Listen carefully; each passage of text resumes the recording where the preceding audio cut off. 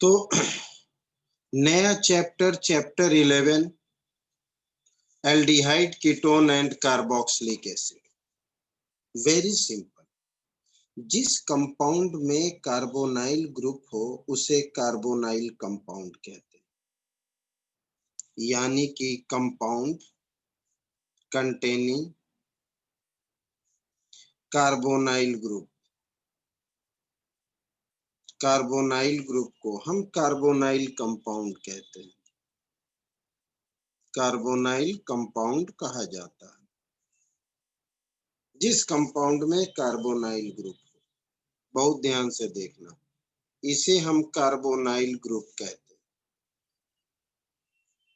इसे हम carbonyl group कहते हैं।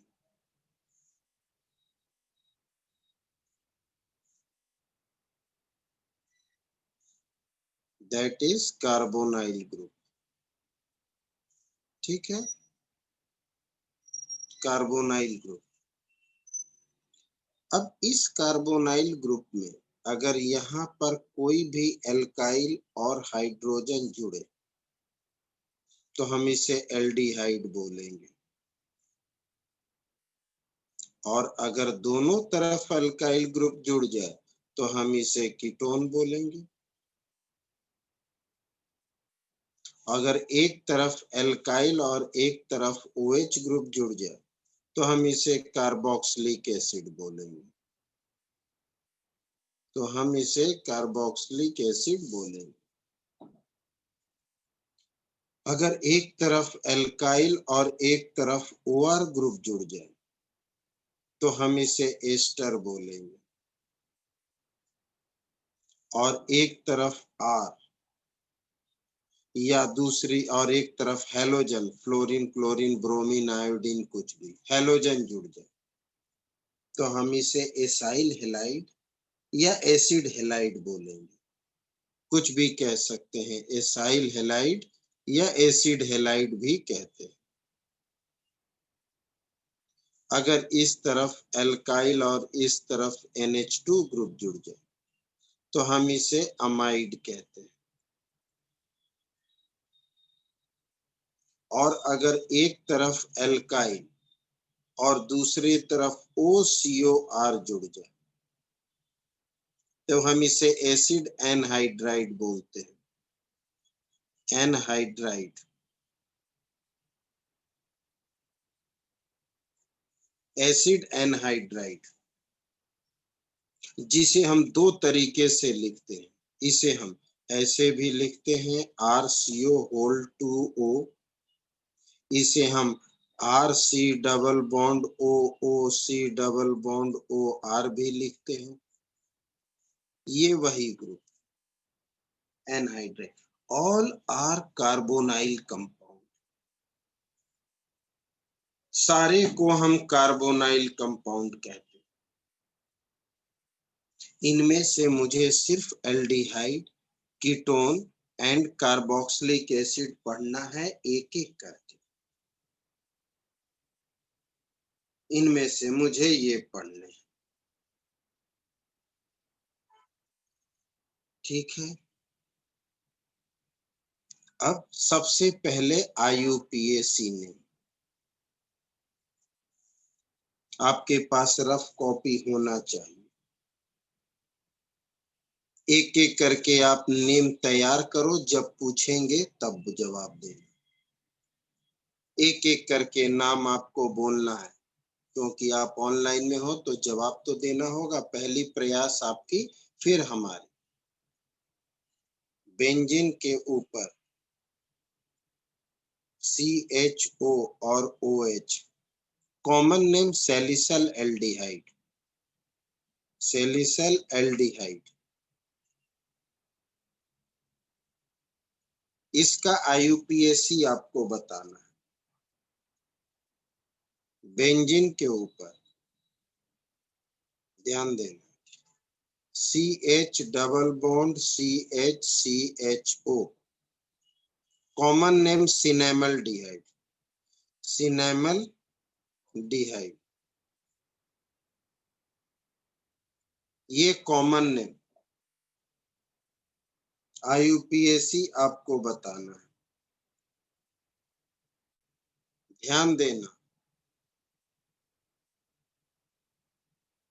ये CH3 आपको 1 मिनट का वक्त दिया जाएगा सारे एग्जाम्पल का नाम बताने के लिए, ज्यादा नहीं, सिर्फ 1 मिनट। पीएच, COPH ऐसे भी कह सकता है या ऐसे भी, मर्जी उसकी, तुम्हें ये भी पहचानना होगा, या ऐसे भी C डबल बॉन्ड O और 2 बेंजीन, ये और ये दोनों सेम है। तुम्हें इसके IUPAC नेम बताने, CHO, ये बेंजीन नहीं है। जल्दीबाजी में कुछ लोग साइक्लोहेक्सेन को भी बेंजीन मान के चल देते हैं। CH2 CH3। ये चैप्टर बहुत ही इंपॉर्टेंट है, पहले 8 नंबर का आता था, आपका सिलेबस शॉर्ट होने की वजह से आपके फाइनल में ये चैप्टर 10 नंबर का आएगा, अपने दिमाग में बिठा लेना। तुम लोगों के लिए ये 10 नंबर का चैप्टर है, इंपॉर्टेंट है, लेंदी है, थोड़ा वक्त लगेगा, ध्यान देना। फिर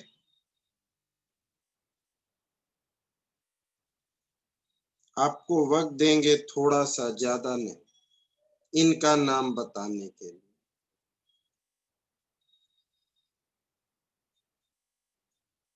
CH, CHO, CH2 और CHO,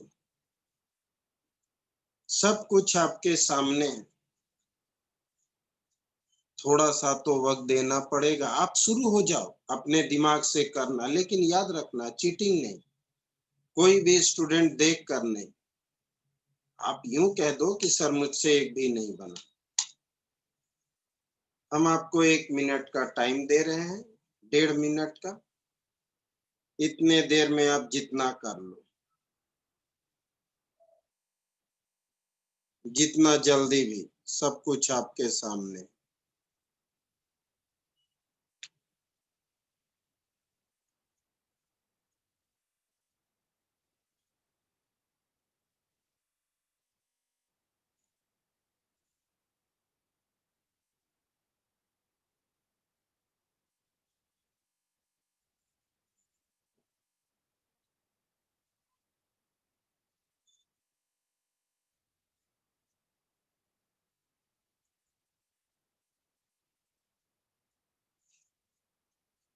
टू हाइड्रोक्सी बेंजल्डिहाइड, पहले का जवाब किसी ने दिया, समीक्षा ने, कनक ने, दोनों का सही जवाब। फौजिया, इनका भी सही जवाब।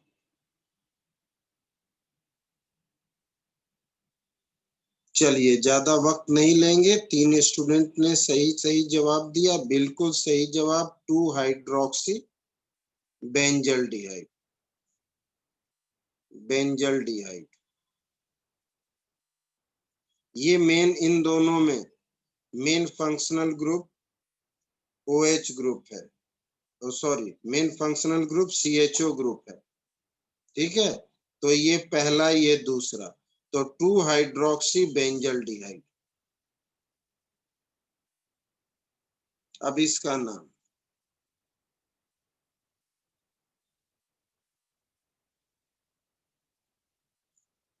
Three phenyl prop 2 in 1 al, Fauzia 2 in 1 al, बिल्कुल सही जवाब। ध्यान देना, फंक्शनल ग्रुप यहाँ है 1 2 3, तो तीसरे पर फिनाइल, 3 फिनाइल प्रोप 2 in 1 अल, तो 3 फिनाइल प्रोप 2 in और 1 अल, 3 फिनाइल प्रोप 2 इन 1 अल, बिल्कुल सही।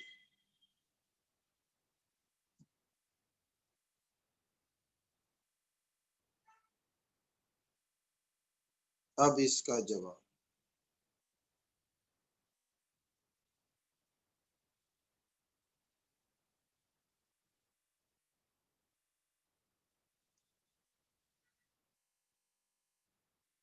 जल्दी जल्दी, उतना वक्त नहीं लेंगे। 1 2 3, 3 मिथाइल साइक्लोपेंटेनोन, साइक्लोपेंटेनोन, 3 मिथाइल साइक्लोपेंटेनोन, साइक्लोपेंटेनोन। आप एक लाइन में लिखना, 3 मिथाइल साइक्लोपेंटेनोन।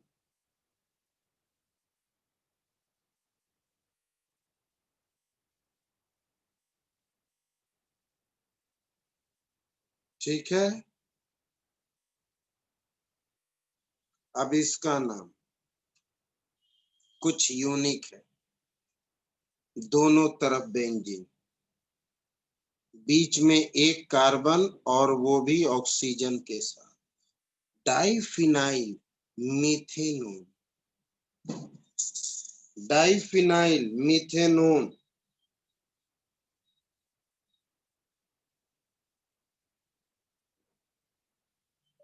थोड़ी देर में सेंड कर रहा हूँ, अभी क्लास ले रहे हैं।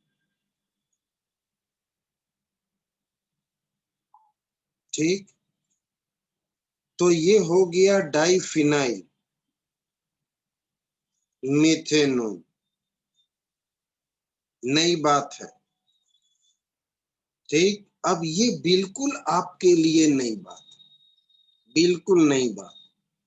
अगर एल्डिहाइड ग्रुप काउंटिंग में आता है तो एल्डिहाइड आप एल बोलेंगे। अगर एल्डिहाइड काउंटिंग में आता है तो हम इसे एल बोलते हैं। अगर काउंटिंग में नहीं आता है तो इसे कार्बल्डिहाइड बोलते हैं। क्योंकि हम साइकिल से बाहर नहीं निकल सकते हैं, और अगर यहां से शुरू करेंगे तो साइकिल के अंदर नहीं आ सकते। काउंटिंग का रूल है कि अगर आप साइकिल के अंदर हो तो बाहर नहीं जा सकते हो, और अगर बाहर हो तो साइकिल के अंदर नहीं आ सकते। तो काउंटिंग आपका यही हो जाएगा, 4 5 6। साइक्लोहेक्सेन कार्बल्डिहाइड, नई बात, साइक्लोहेक्सेन इसलिए आपके लिए नई बात है, कार्बल्डिहाइड, साइक्लोहेक्सेन कार्बल्डिहाइड। ठीक, फंक्शनल ग्रुप बाहर है तो बेंजीन यहाँ फिनाइल का काम करेगा, बेंजीन यहाँ फिनाइल का काम करेगा। यानी कि 1 2 3, 1 phenyl propane 1 on, 1 phenyl propane 1 on. किसी ने अभी कुछ लिखा, ध्यान नहीं दिया, फिर से लिख दो, हम लिखने के ध्यान में थे। 1 फिनाइल प्रोपेन 1 ऑन। इसका जवाब दो जल्दी, ये आपके दिमाग में आना चाहिए। इसका जवाब दो जल्दी, ये तो माना कि ये थोड़ा डिफरेंट था, ये तो सिंपल है।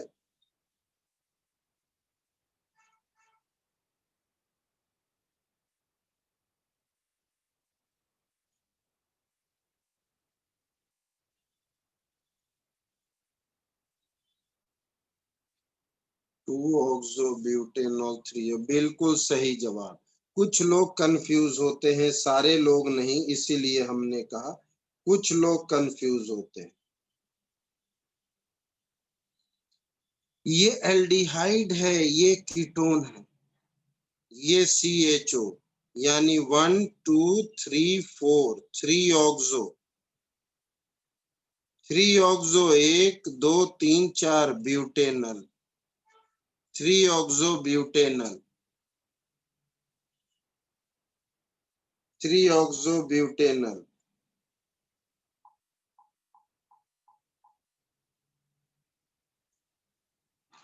एक सेकेंड, अभी जरा आप लोग बीच में कुछ बोले लेकिन माइंड में रुक जाना। पहले ये सुन लो, फिर अगर किसी को कोई प्रॉब्लम है हम डिस्कस करेंगे। पहले ये सुन लो, ये पहले ध्यान देना इधर सब लोग। हाँ बिल्कुल सही, बिल्कुल सही। इसका मतलब आपको आइडिया है, फौजिया ने सही जवाब दिया। बाकी लोगों के लिए हमने कह रखा है कि फंक्शनल ग्रुप का कार्बन काउंट होगा। फंक्शनल ग्रुप का कार्बन काउंट होगा 1 2 3। यहाँ भी 1 2 3 4 5, लॉन्गेस्ट कार्बन चेन 5। लेकिन ये छूट गया, तो 1 2 3 4, फिर ये छूट रहा। आप कहीं से कहीं जाओ, एक CHO छूटेगा ही। लेकिन ऐसा काउंटिंग पॉसिबल नहीं है कि लॉन्गेस्ट चेन के अंदर भी सेम फंक्शनल ग्रुप हो और लॉन्गेस्ट चेन से बाहर भी सेम फंक्शनल ग्रुप हो।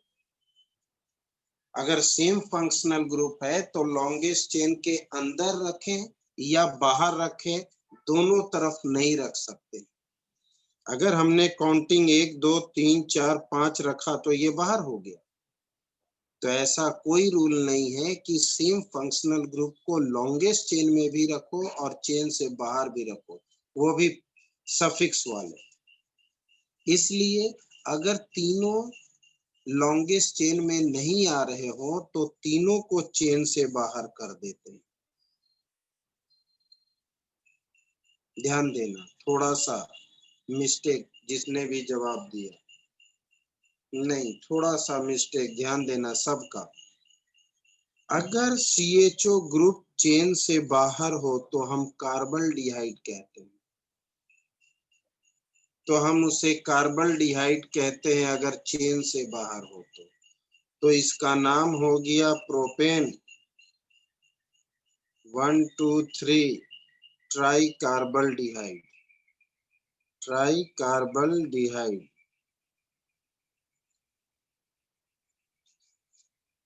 जितने भी फंक्शनल ग्रुप हैं हमने आपके सामने रख दिए। मतलब हमने आपको सिंपल अभी aldehyde ketone carboxylic carbonyl group के थ्रू ही बनता है, और ये उनके कुछ इंपॉर्टेंट IUPAC, क्योंकि ये आपने समझ लिया तो मैक्सिमम समझ लिया। हम आगे चले, किसी को कोई प्रॉब्लम हो तुरंत कह दो।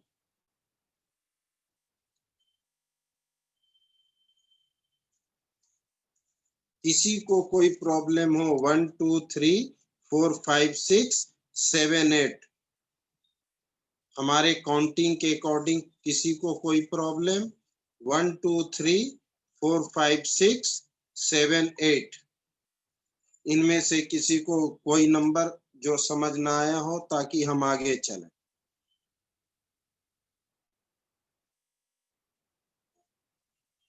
ठीक है, हमने तसल्ली से आराम आराम से आपको समझाया। फिर भी दिक्कत हो तो बोलना जरूर। चलिए,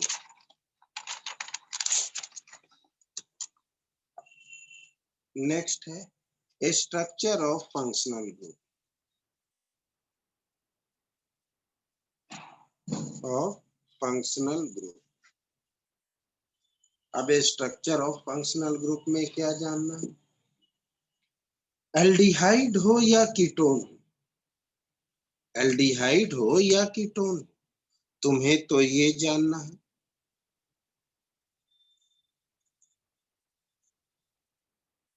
क्योंकि RH एल्डिहाइड, RR कीटोन और ROH कार्बोक्सिलिक एसिड। तो हमें इसमें मेनली क्या जानना है, ध्यान देना स्ट्रक्चर में। ये सिग्मा, ये पाई, ये सिग्मा, ये सिग्मा, टोटल 3 सिग्मा। मतलब ये कार्बन sp2 हाइब्रिडाइज। तो सीधी सी बात है, बॉन्ड एंगल 120 डिग्री। शेप कैसा बना? तो ट्राइगोनल प्लेनर, ट्राइगोनल प्लेनर। कोई दिक्कत? Oxygen more electronegative, oxygen more electronegative, ध्यान देना। ये बॉन्डेड इलेक्ट्रॉन को अपनी तरफ खींचता है, जिसकी वजह से इस पे पार्शियली पॉजिटिव तो इस पे पार्शियली नेगेटिव चार्ज डेवलप हो जाता है। इस पे पार्शियली पॉजिटिव तो इस पे पार्शियली नेगेटिव चार्ज डेवलप हो जाता है। ठीक, अब इसका तीसरा केस। तो पार्शियली पॉजिटिव और पार्शियली नेगेटिव चार्ज डेवलप होने की वजह से हम इसको इलेक्ट्रोफिलिक सेंटर बोलेंगे, एज ए लेविस एसिड बोलेंगे। इलेक्ट्रोफिलिक सेंटर, यानी हम इसे लेविस एसिड भी कह सकते हैं, क्योंकि लेविस के अकॉर्डिंग जिस पे पॉजिटिव चार्ज है, टेंडेंसी टू गेन इलेक्ट्रॉन, उसे लेविस एसिड। उसी तरह से कार्बोनाइल ऑक्सीजन, ये कार्बोनाइल कार्बन, ये कार्बोनाइल ऑक्सीजन, इस ऑक्सीजन को न्यूक्लियोफिलिक सेंटर, न्यूक्लियोफिलिक सेंटर यानी कि लेविस बेस भी कहते हैं। पढ़ते समय इन सब बातों को ध्यान रखना पड़ेगा, क्योंकि उसी के अकॉर्डिंग कहीं ना कहीं आपका कोई ना कोई स्टेटमेंट मेंशन होगा। तो this is the complete structure of functional group. sp2 120 degree trigonal planar, partially positive partially negative, जिसकी वजह से electrophilic centre, Lewis acid, nucleophilic centre और लेविस बेस। किसी को कोई दिक्कत? दिक्कत हो तो तुरंत कह देना। सीधे आगे चलते हैं। सबसे पहले अल्डिहाइड कीटोन का कॉमन प्रिपरेशन। कॉमन, तो प्रिपरेशन ऑफ, किसी को प्रॉब्लम हो बोलना जरूरी।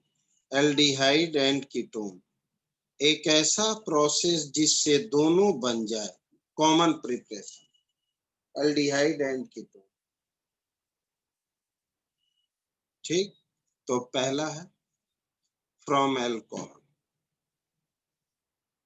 From alcohol. अल्कोहल से बनाना है, कैसे बनेगा? अल्कोहल का ऑक्सीडेशन करो या डिहाइड्रोजिनेशन। क्या कहा आपने? 1 डिग्री? नहीं नहीं नहीं नहीं नहीं नहीं, हाँ सही है, आप पूरी बात नहीं बोल पाए। अल्कोहल से बनाना है तो प्रॉपर वे में बोलेंगे कि अल्कोहल का ऑक्सीडेशन करो या डिहाइड्रोजिनेशन करो, एल्डिहाइड एंड कीटोन देगा। तो ऑक्सीडेशन और डिहाइड्रोजिनेशन, डिहाइड्रोजिनेशन, ऑक्सीडेशन और dehydrogenation of alcohol gives aldehyde and ketone. लेकिन जरा सा फर्क, हमारे पास अगर प्राइमरी अल्कोहल है तो कुछ और बनेगा, और अगर सेकेंडरी अल्कोहल है तो कुछ और बनेगा। आप ऑक्सीडेशन करने जा रहे हैं तो कोई ना कोई ऑक्सीडाइजिंग एजेंट स्ट्रॉन्ग नहीं लेंगे। क्यों नहीं लेंगे? क्योंकि स्ट्रॉन्ग लेंगे तो कार्बोक्सिलिक एसिड बना दे, इसलिए माइल्ड ऑक्सीडाइजिंग एजेंट। KMnO4 नहीं लेंगे, क्योंकि KMnO4 लेंगे तो सीधे कार्बोक्सिलिक। मुझे एल्डिहाइड या कीटोन चाहिए। माइल्ड ऑक्सीडाइजिंग एजेंट दोनों जगह। Removal of hydrogen, removal of hydrogen क्या मिला? रिमूवल ऑफ हाइड्रोजन क्या मिला?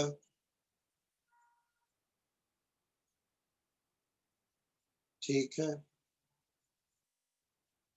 एजेंट की वजह से नाम बदल जाता है। ऑक्सीजन, आपने ऑक्सीजन कंटेनिंग एसिड लिया, ये ऑक्सीडेशन, इसे हम ऑक्सीडेशन बोलेंगे, जबकि दोनों एक ही चीज है। फिर भी जरा सा डिफरेंस हो तो हम इसे डिहाइड्रोजिनेशन भी कहेंगे। डिहाइड्रोजिनेशन, सब कुछ वही है, सब कुछ वही है, एजेंट बदल दिए। जैसे कि कॉपर या सिल्वर 573 केल्विन पर, प्रोडक्ट वही देगा। तो ये डिहाइड्रोजिनेटिंग एजेंट, जबकि दोनों सेम है, ये नहीं समझना कि दोनों में फर्क है, माइन्यूट फर्क, माइन्यूट फर्क। रिएक्टेंट प्रोडक्ट सब वही है। ऑक्सीडेशन बोलो, डिहाइड्रोजिनेशन बोलो, एक ही बात है। अल्कोहल के थ्रू,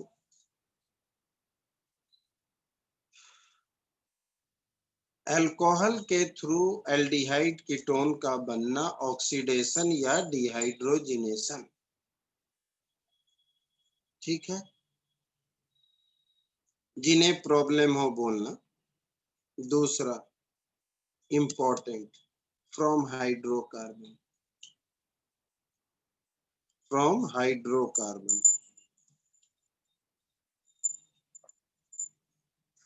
किसी हाइड्रोकार्बन से बनाना। 11th में आपने पढ़ा है, लेकिन यहां भी पढ़ना है। 11th में पढ़ा, ozonolysis of alkene followed by reaction with zinc dust and water। 11th में आपने पढ़ा ozonolysis, ozonolysis of alkene followed by reaction with, followed by reaction with zinc dust and water। दोनों देंगे gives aldehyde and ketone. Alkene के nature के according product में सिर्फ aldehyde मिलेगा, सिर्फ कीटोन मिलेगा, या एल्डिहाइड एंड कीटोन दोनों मिलेंगे एल्कीन के अकॉर्डिंग। हाइड्रोकार्बन में हम एल्कीन से भी बनाएंगे, एल्काइन से भी बनाएंगे, लेकिन पहले एल्कीन से। तो हमारे पास एल्कीन कैसा है, ध्यान देना। अगर एल्कीन ऐसा है, अगर एल्कीन ऐसा है तो मुझे क्या मिला? आपने इन्हें ओजोन से रिएक्ट किया, ओजोनोलाइसिस। ओजोन इस बॉन्ड को बीचों बीच स्प्लिट करेगा, तोड़ेगा नहीं, स्प्लिट। यानी यूं समझ लो कि ये डबल बॉन्ड है, दिख रहा है ना, ये डबल बॉन्ड है, स्प्लिट हो जाएगा ऐसे, ये डबल बॉन्ड स्प्लिट हो जाएगा एकदम बिल्कुल ऐसे ही। तो ये डबल बॉन्ड को स्प्लिट कर देगा ओजोन, CH3 CH ऐसे, CH2 ऐसे, बिल्कुल स्प्लिट कर दिया और अपने आप को इनके बीच एडजस्ट कर लेगा, अपने आप को इनके बीच एडजस्ट कर लेंगे। अब जिंक वाटर के प्रेजेंस में मेन फंक्शन जिंक का है। हमने आपको पहले भी बता रखा था अल्कोहल फिनॉल में कि जहां भी जिंक दिखे तो क्या समझना, जिंक क्या करेगा, और बोले भी थे कि याद रखना कि जिंक क्या काम करता है। जिंक का फंक्शन क्या है हमने बहुत तसल्ली से समझाया था, लेकिन आप लोग भूल जाते। फिनॉल को जिंक डस्ट से रिएक्ट करते समय बताए थे कि याद रखना। जैसे ही बोलते हैं कोई चीज याद रखना, तुम लोग बोलते हो कि इसे तो बिल्कुल याद नहीं रखेंगे। फिर से याद दिला रहे हैं। हाँ, जिंक ऑक्साइड, तो वहां काम क्या था? जिंक जहां भी दिखे रिड्यूसिंग एजेंट, जिंक एक रिड्यूसिंग एजेंट है, इनऑर्गेनिक ऑर्गेनिक सैकड़ों रिएक्शन में यूज होता है। अपने दिमाग में फिर से बिठा लो, जिंक एक रिड्यूसिंग एजेंट है, ऑक्सीजन को लेकर चला जाता है। ये जिंक इस ऑक्सीजन को लेकर चला जाएगा, जिंक ऑक्साइड बना लेगा। अपने दिमाग में आज के बाद फिर फिट करो। ये अलग बात है कि आप लोग फिट नहीं करोगे कि जिंक एक रिड्यूसिंग एजेंट है, वो ऑक्सीजन को लेकर चला जाएगा। जैसे ही जिंक ऑक्सीजन को लेकर गया, ये इस ऑक्सीजन को लेकर अलग, ये इस ऑक्सीजन को लेकर अलग, तो मुझे क्या मिला? HCHO और plus CH3CHO। That is the case. That is the case.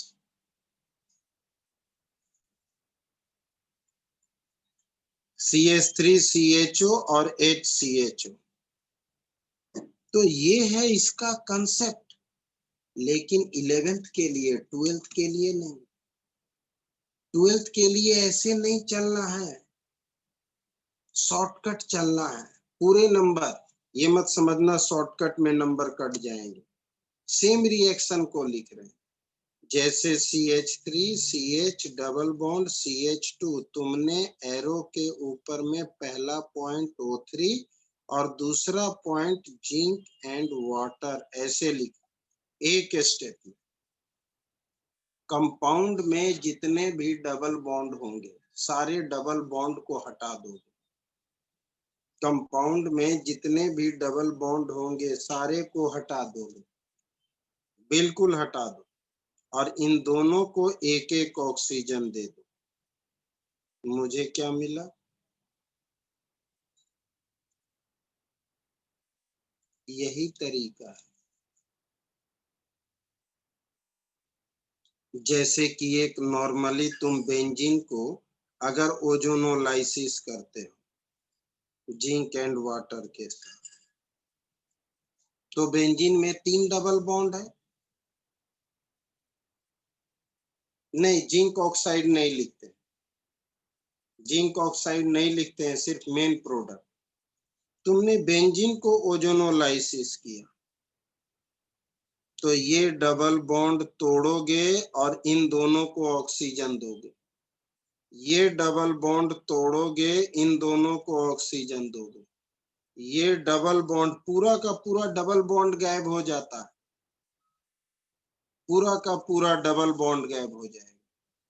तो जरा आपको समझाने के लिए ऐसा कर रहे हैं। यहाँ पर ये लाइन बच गया, ये लाइन बच गया, और ये लाइन बच गया, बाकी के तो गायब हो जाएंगे, क्योंकि हमने कहा डबल बॉन्ड को हटा देना है और दोनों को ऑक्सीजन देना है।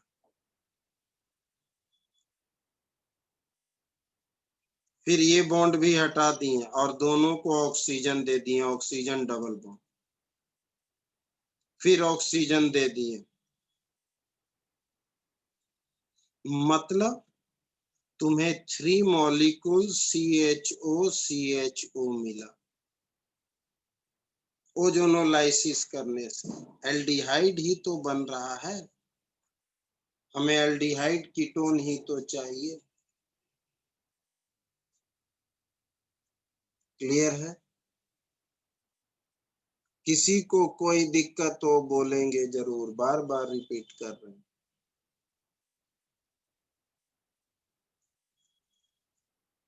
आगे चल रहे हैं, अब आपसे सवाल पूछेंगे।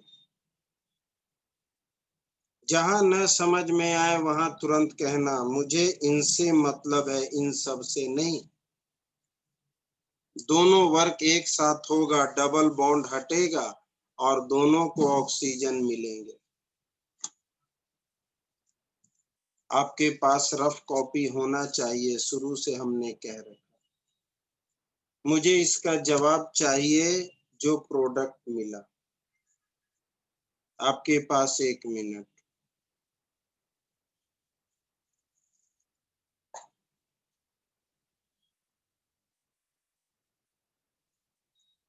जो प्रोडक्ट मिलेगा उसका IUPAC नेम बताएंगे जल्दी। सोचकर मुझे क्वेश्चन बनाने दे।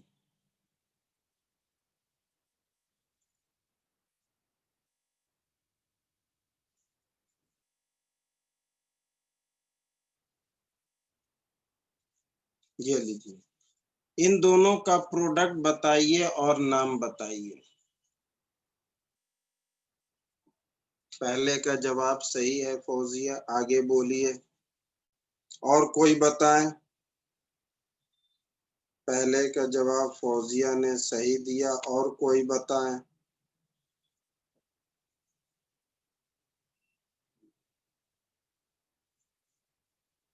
हमने आपसे कह रखा है कि डबल बॉन्ड को तोड़ो और दोनों तरफ ऑक्सीजन दो का देकर अलग करो।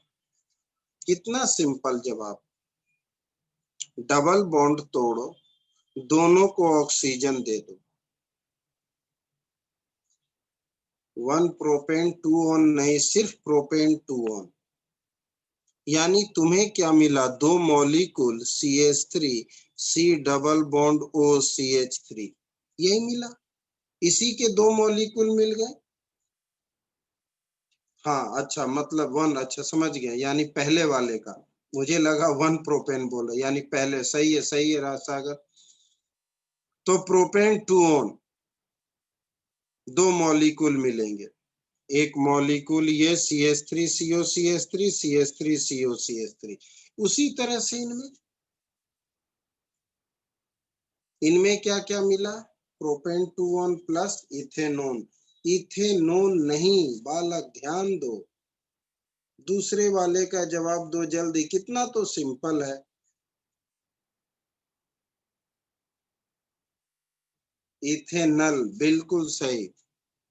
हाँ इथेनल। अरे एक बॉन्ड है डबल बॉन्ड, इसे तोड़ो, दोनों को ऑक्सीजन दो, तो मुझे क्या मिला? CH3CO CH3 और प्लस CH3CHO। हाँ बिल्कुल सही। तो इस रिएक्शन में आपने एल्डिहाइड कीटोन दोनों देखा, इस रिएक्शन में सिर्फ कीटोन देखा, और उससे पहले क्या? सिर्फ एल्डिहाइड। एक ऐसा रिएक्शन जिसमें सिर्फ एल्डिहाइड बने, एक ऐसा रिएक्शन जिसमें सिर्फ कीटोन बने, एक ऐसा रिएक्शन जिसमें एल्डिहाइड एंड कीटोन दोनों बने। तो हर तरह का हमने रिएक्शन कर लिया। Preparation for aldehyde and ketone. उम्मीद करते हैं आपको समझ आया होगा, उम्मीद करते हैं समझ आया होगा। ठीक।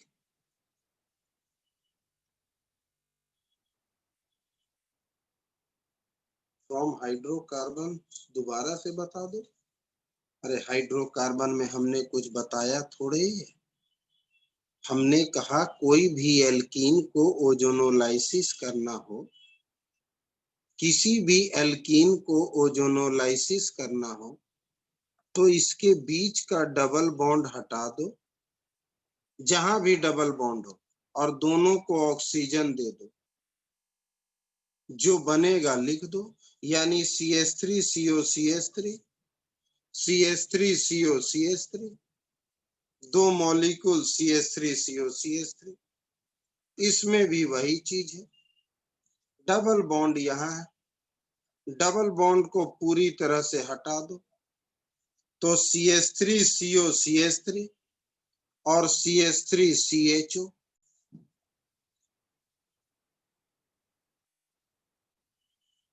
CH3CHO, that is the case। तो सिंपल तो रिएक्शन है, हाइड्रोकार्बन मतलब एल्कीन एंड एल्काइन। अब एल्काइन की बारी, अब एल्काइन की बारी। एल्काइन से कैसे बनाएंगे? Hydration, hydration of alkyne by isomerization. मतलब अभी आप समझेंगे, ध्यान से सुनना सारे लोग।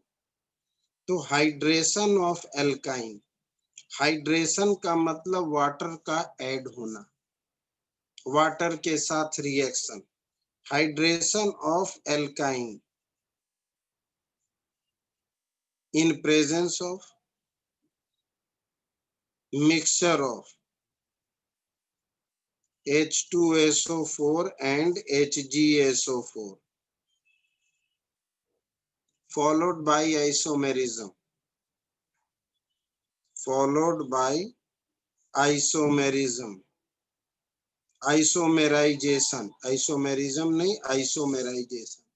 सर मतलब समझ नहीं आया, ध्यान देना हमारी बात को और अच्छी तरह से सुनना, क्योंकि नोट्स में थोड़ा सा डिजिट अटपटा सा लिखा हुआ रहता है, ताकि तुम उसे पहचान सको कि सर ने ऐसा पढ़ाया था, इसलिए ध्यान से सुनना भी होता है। हमारे पास एल्काइन है, हमारे पास एल्काइन है, इथाइन। हाइड्रेशन का मतलब वाटर का एडिशन, किनके प्रेजेंस में? तो इन दोनों के प्रेजेंस में।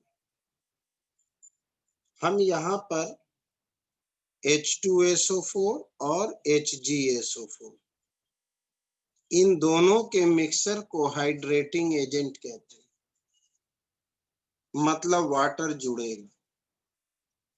बहुत ध्यान देना, एक बॉन्ड तोड़ो, H और OH जोड़ो।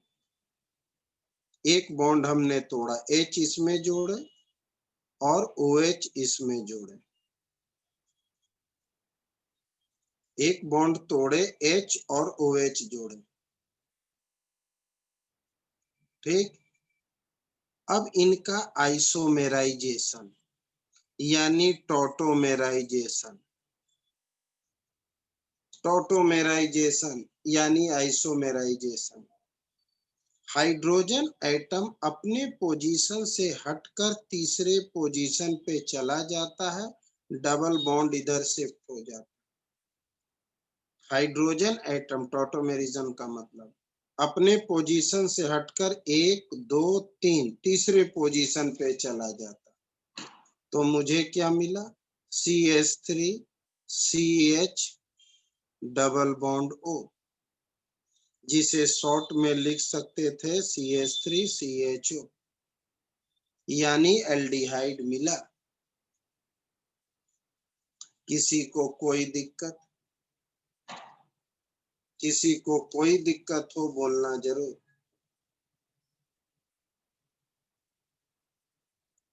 ठीक, अब हमारी बात को ध्यान से सुनो, ध्यान से, कि अगर हमारे पास कोई एल्कीन है,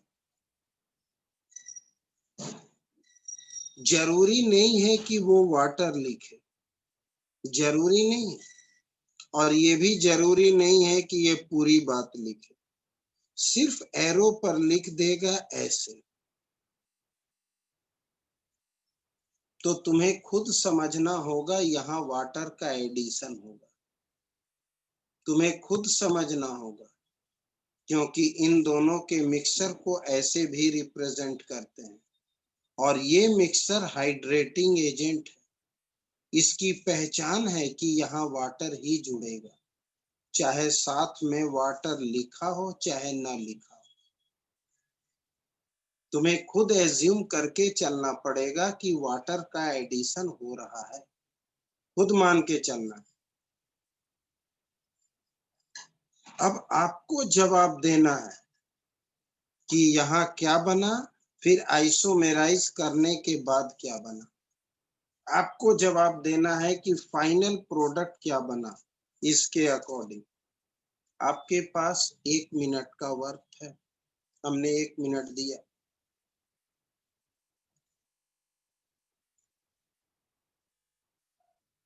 आपके पास 1 मिनट का वक्त है। हमने आपको 1 मिनट का वक्त दिया।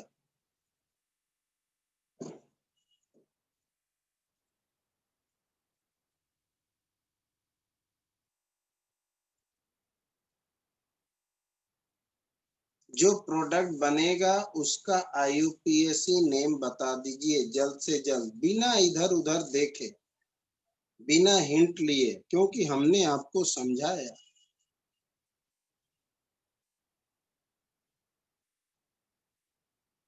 चलिए, हमने देख लिया।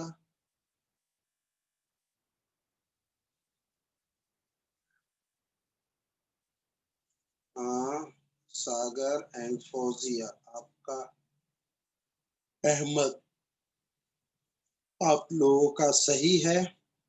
बाकी लोग को जवाब देने दे।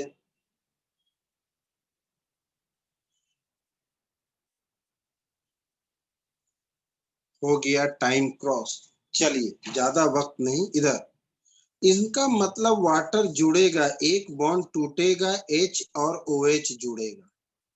लेकिन वाटर जब भी जुड़ता है मार्कोनिकॉफ रूल के अकॉर्डिंग,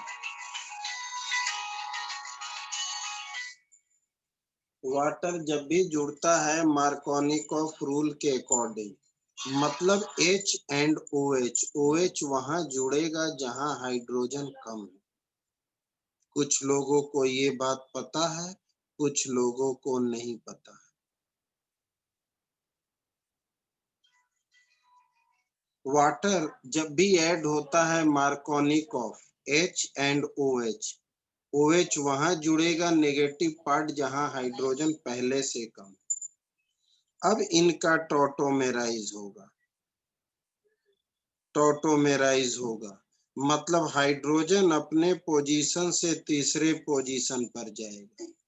हाइड्रोजन अपने पोजीशन से तीसरे पोजीशन पर जाएगा। तो मुझे क्या मिला? इसे बोलेंगे प्रोपेनोन। प्रोपेन टू ऑन बोलो या प्रोपेनोन बोलो, एक ही बात है। क्योंकि तीसरे कार्बन, 3 कार्बन पे कीटोन हमेशा सेंटर पे ही बनेगा, इधर उधर नहीं। तो प्रोपेनोन बोलो, प्रोपेन टू ऑन। खैर, कुछ लोगों को तो समझ आ गया, कुछ लोगों को अगर परेशानी है तो तुरंत कह दे ताकि हम आगे बढ़े। किसी को कोई दिक्कत? किसी को कोई दिक्कत हो तुरंत कह दो। प्रिपरेशन आपका हाइड्रोकार्बन से कंप्लीट हुआ, पहला अल्कोहल से और दूसरा हाइड्रोकार्बन से। हाइड्रोकार्बन में एक एल्कीन है और दूसरा एल्काइन है। उम्मीद करते हैं समझ आया। ठीक है, नेक्स्ट। अब दोनों का सेपरेटली, दोनों का कंबाइंड प्रिपरेशन चल रहा था, कभी एल्डिहाइड बन जाए तो कभी कीटोन बन जाए। अब सेपरेटली, यानी preparation of aldehyde only, aldehyde only. एक ऐसा प्रिपरेशन मतलब एक ऐसा प्रोसेस जिसमें सिर्फ एल्डिहाइड बने, कुछ और ना बने। सिर्फ एल्डिहाइड बने, कुछ और ना बने, मतलब कीटोन ना बने। तो पहला point, from acid chloride, from acid chloride.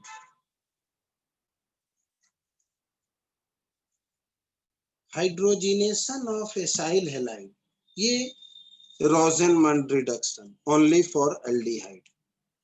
इसे हम रोजेनमंड नेम रिएक्शन, रोजेनमंड रिडक्शन भी बोलते हैं या रिएक्शन भी बोलते हैं। रोजेनमंड रिडक्शन बोलो या रोजेनमंड रिएक्शन, मतलब हाइड्रोजिनेशन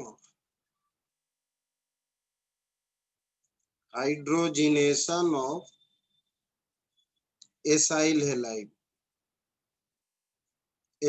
हैलाइड, ध्यान देना, विद पैलेडियम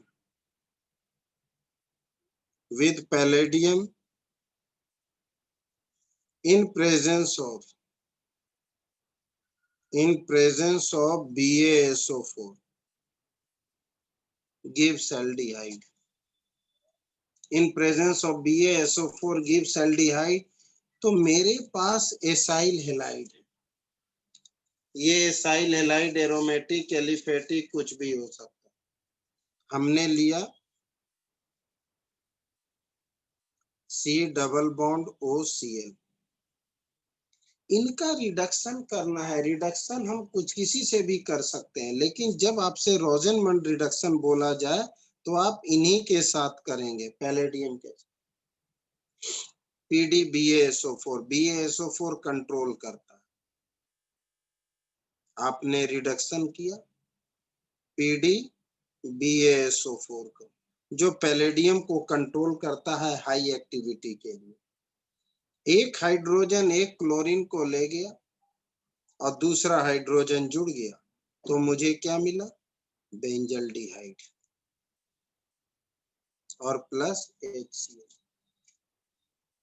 मुझे क्या मिला, बेंजल्डिहाइड यानी और साथ में HCl। तो सिंपल रिएक्शन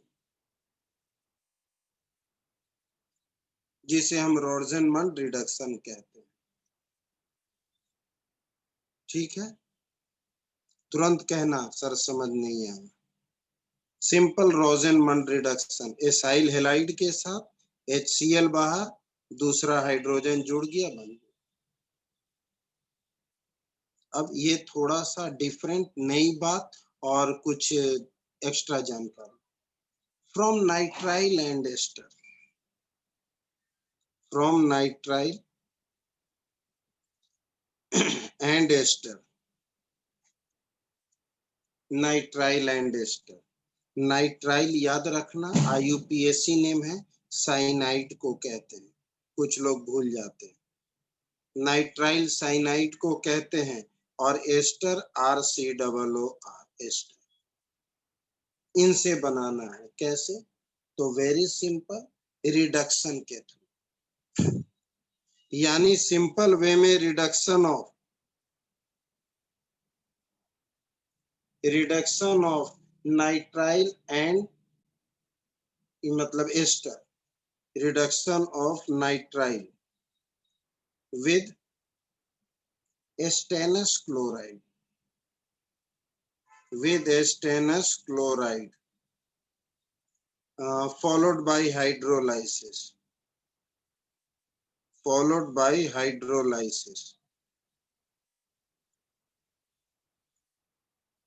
gives aldehyde, जिसे हम स्टीफन रिएक्शन भी कहते हैं, स्टीफन रिएक्शन भी कहते हैं।